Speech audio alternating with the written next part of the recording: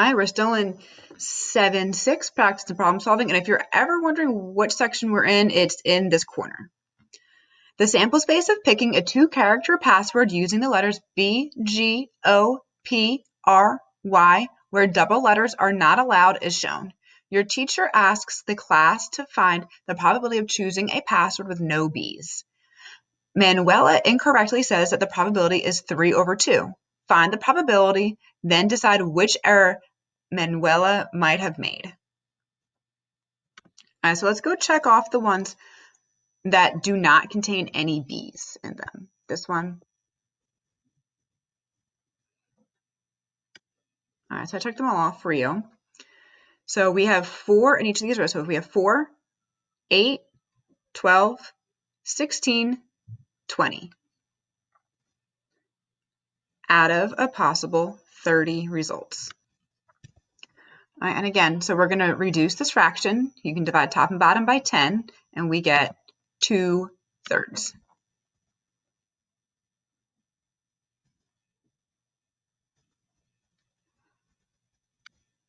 So let's read our 2 answer choices. Which error might have Manuela made? A, Manuela divided by the number of possible outcomes by the number of favorable outcomes. Remember, the possible outcomes was 30 and favorable was 20.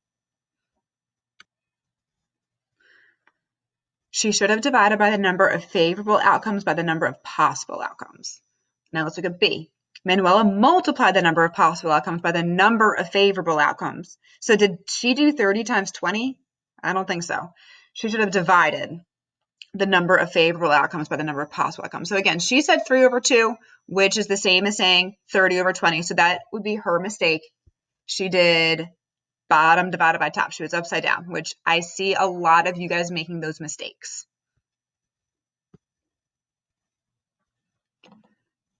A single number cube is rolled twice.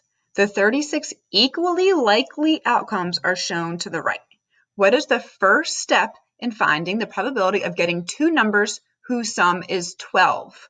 Find the probability of getting 2 numbers whose sum is 12. So what's our first step? What's the first step in finding the probability of getting 2 numbers whose sum is 12? Well, should you divide 12 by 6? That doesn't seem right. B, find the number of combinations that will give a sum of 12 using the numbers 1 through 36. C, find the number of combinations that will give a sum of 12 using the numbers 1 through 6. Or D, divide 12 by 36.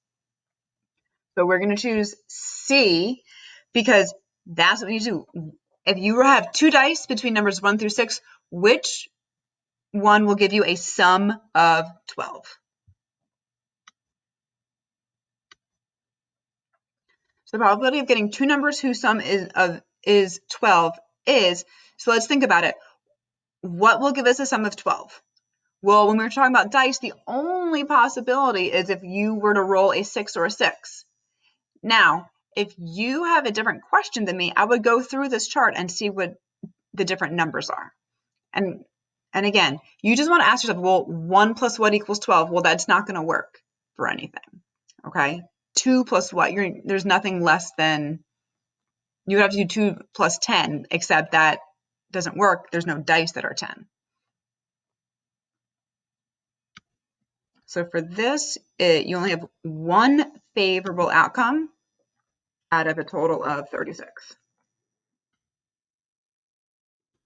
All right, good luck, guys. Again, let me know if you have any questions. I'm going to have a Google Meet sometime this week once I get everyone's feedback, and I'll talk to you later. Bye.